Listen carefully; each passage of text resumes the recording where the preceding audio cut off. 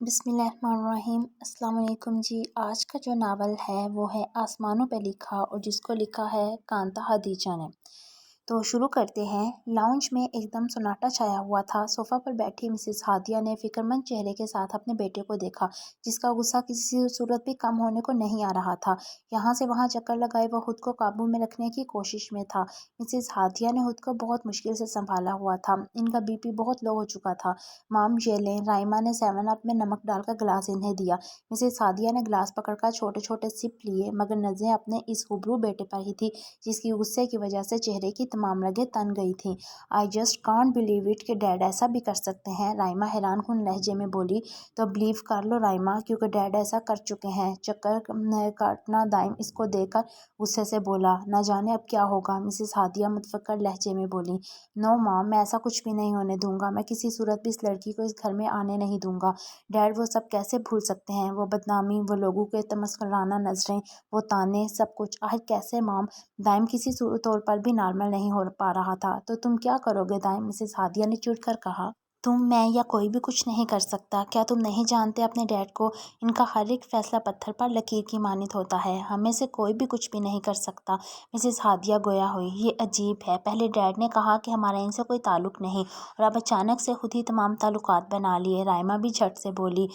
ایک دم سے دھاڑ کر واز دیوار پر مارے وہ گھر کی چوکھٹ پار کر گیا تھا، جبکہ اس کی اس حرکت پر مسز ہادیہ اور رائمہ تو دل تھام کر رہ گئیں۔ "مام، بہت بڑا طوفان آنے والا ہے"، رائمہ ان سے بولی۔ "طوفان آنے والا نہیں، آ گیا ہے"، اچانک گاڑی کا ہارن سنے وہ نفرت آمیز لہجے میں بولی۔ لاہور کی سڑکوں پر رش ڈرائیونگ کرتا وہ اپنے اندر اٹھتے وبال کو کم کرنے کی کوشش میں تھا۔ اس کی آنکھیں لال انگارہ بن چکی تھیں۔ اسے کچھ سمجھ نہیں آ رہی تھی کہ وہ کیا کرے۔ آج صبح ہی ناشتے کی میز پر اس کے ڈیڈ سجاوٹ صاحب نے یہ دھماکہ کیا تھا۔ ان کی بات سن کر تو کئی لمحوں تک سب پر سکتہ طاری رہا۔ وہ اپنی مرحومہ بہن کی بیٹی روح نور کو اس گھر میں لا رہے تھے، ہمیشہ ہمیشہ کے لیے۔ وہ بہن جس کی شادی ان کے سالے کے ساتھ طے ہوئی تھی، مگر عین نکاح والے دن وہ اپنے کاشنا کے ساتھ بھاگ گئی تھی۔ دائم اس وقت 12 سال کا تھا، جب ماں پارا اس کی پھوپھیوں سب کی عزت کا جنازہ نکالے گھر سے بھاگ گئی تھی۔ وہ کیسے بھول سکتا تھا لوگوں کی باتیں، ان کے طعنے، اس کے ماموں کی خاموشی؟ کتنی محبت کرتے تھے اس کے ماموں، مگر انہوں نے کیا کیا؟ ان سب کی محبت، عزت، سب دو کوڑی کا کر کے رکھ دیا۔ جب دائم کو کچھ سمجھ نہیں آیا تو اس نے گاڑی آفس کی جانب موڑ لی۔ گاڑی کا ہارن سنتے ہی وہ دونوں ماں بیٹی فوراً باہر استقبال کے لیے بھاگی۔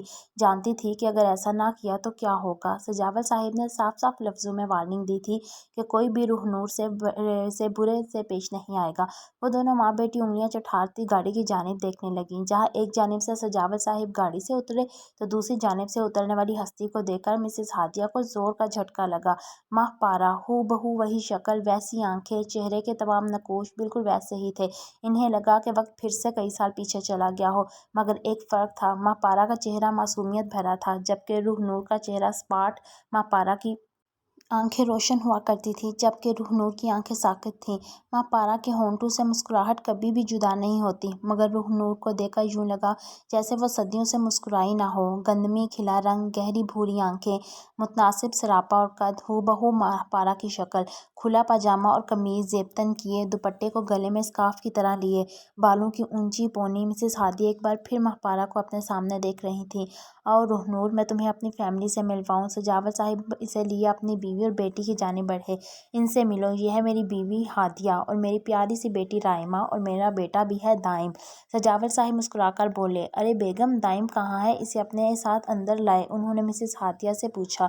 وہ دراصل آفس میں اچانک کام آ گیا تھا تو وہیں گیا ہے، بس آ جائے گا واپس رات تک"۔ سرونٹ کو جوس کا آرڈر دیتے انہوں نے ایک آڑ نظر روح نور پر ڈالی، جو ان کی نظریں خود پر اچھے سے محسوس کر رہی تھی۔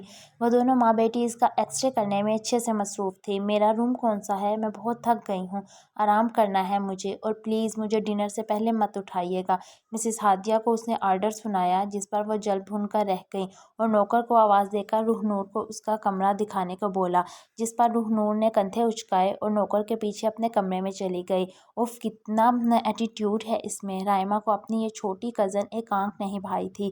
آفس جاتے ہی وہ سیدھا ارسلان صاحب کے روم میں گیا تھا، جو اس کے ماموں تھے۔ "ماموں، اندر آ جاؤں"، دروازہ ناک کے اس نے اجازت چاہی۔ "ہاں، آ جاؤ"، کمرے کی کھڑکی سے باہر کا نظارہ دیکھتے انہوں نے اجازت دی۔ इजाज़त मिलते ही वो अंदर दाखिल हुआ। उसने एक नज़र जी भर कर अपने मामू को देखा जो इसके आइडियल थे। बढ़ापे की दहलीज पर कदम रखकर भी इनकी वजाहत में कोई कमी नहीं आई थी।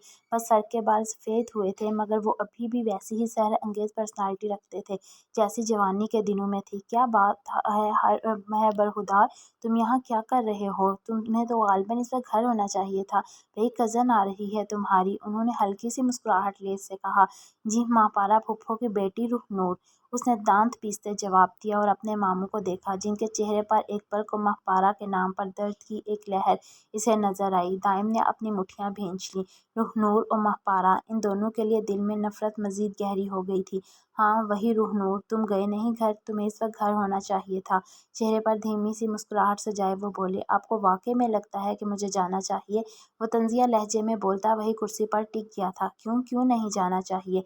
मेहमान के होते हुए मेज़बान गायब हो अच्छा नहीं लगता। इंटरकॉम पर कॉफ़ी का ऑर्डर देते वो धीमे लहजे में बोले जो इनकी शख्सियत का हादसा था। ऐसे मेहमान जो जानने वबाल बन जाए उनसे दूर रहना ही बेहतर है। उसने सर झटका, ऐसा नहीं बोलते, अल्लाह को पसंद नहीं। मेहमान तो अल्लाह की रहमत होते हैं। प्यार से इसके बालों को संवारते वो अपनी कुर्सी पर जा बैठे।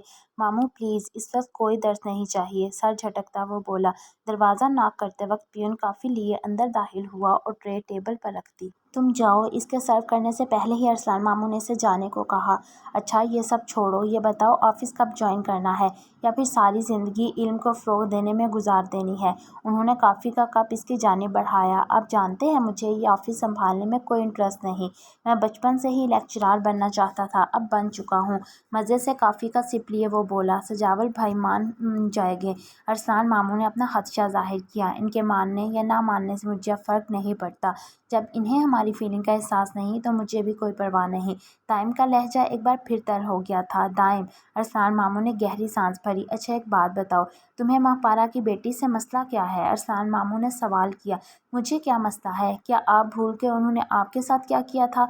कैसे आपको जलील और रुस्वा कर दिया था? दाइम शॉक की कैफियत में बोला। एग्जैक्टली माई पॉइंट दाइम, जो हुआ है मेरे साथ हुआ है। महपारा ने जो किया वो मेरा, इसका और अल्लाह का मामला है। इससे तुम्हारा या इस बच्ची का कोई ताल्लुक नहीं। दाइम ने कुछ कहने को लब खोले। जब अरसलान मामू ने हाथ उठाए इसे रोका। एक वादा करो मुझसे दाइम, तुम इस बच्ची को कुछ भी नहीं कहोगे, किसी किस्म की कोई तकलीफ नहीं दोगे। इसे अल्लाह पसंद नहीं करता। इसके साथ कोई भी जुल्म या नाइंसाफ़ी करने से पहले ये याद रखना कि वो एक यतीम और मस्कीन बच्ची है। यतीमों के हकूक़ बड़े वाज़ेह हैं हमारे मज़हब में। कुछ भी करने से पहले अल्लाह को याद रखना, क्योंकि जुल्म वही करता है जो अल्लाह को भूल जाता है। अरसलान मामू ने सादा अल्फाज में अपनी बात ख़त्म की। तो आप क्या चाहते हैं? मैं इसके लिए मनोसलवा उतरवाऊँ, इसको यूँ वेलकम करूँ जैसे कुछ हुआ ही ना हो, इसे प्यार और मोहब्बत से बात करूँ? माफ़ कीजिएगा मामू, ये मुनाफ़कत मुझसे नहीं होगी। दाइम साफ अल्फाज में बोला। मुनाफ़कत करने को कब बोल रहा हूँ? नहीं पसंद वो, नहीं भूल सकते सान्या को, नहीं कर सकते इस बच्ची से अच्छे से बात, तो कोई बात नहीं, मत कोशिश करो इसके साथ नॉर्मल होने की, मगर इग्नोर तो कर सकते हो ना? अरसलान मामू ने इसे फिर से समझाना चाहा। क्या ये आसान है? दाइम ने सर झटका। अब इतना मुश्किल भी नहीं, कोशिश तो कर सकते हो ना? और फिर अल्लाह भी तो है ना कोशिश करने वालों के साथ। अरसलान मामू ने इसके हाथ पर हाथ रखा। दाइम ने गहरी सांस खारिज के सर हिलाया। अच्छा फुफ्फो और जैन वो दोनों कैसे हैं? दाइम का इशारा अपनी छोटी फुफ्फो की जानिब था जो अब इसके अरसलान मामू की बीवी थी, और जैन इनका बेटा। अल्हम्दुलिल्लाह दोनों बिल्कुल ठीक हैं, बल्कि हम आएंगे वीकेंड पर एक ज़बरदस्त सा डिनर करने। अरसलान मामू मुस्कुराकर बोले। वो भी होगी डिनर पर? अरसलान मामू गहरी सांस भर कर रह गए और दाइम को देखकर अफसोस से सर नफ़ी में हिलाया। दाइम, अभी क्या ताकीद की है तुम्हें मैंने? इग्नोर। उन्होंने इग्नोर पर खासा जोर दिया, जिस पर दाइम मुस्कुरा दिया, जबकि अरसलान मामू से मुस्कुराकर नफ़ी में सर हिलाया। गुस्सा कम किया करो, इसे ताकीद करते वो अपनी फ़ाइल की जानिब मुतवज्जो हो गए, जबकि दाइम वहाँ बैठा अपना मोबाइल इस्तेमाल करने लग गया। अरे बेगम, दाइम कहाँ है? अभी तक आया नहीं, सुबह से गायब है।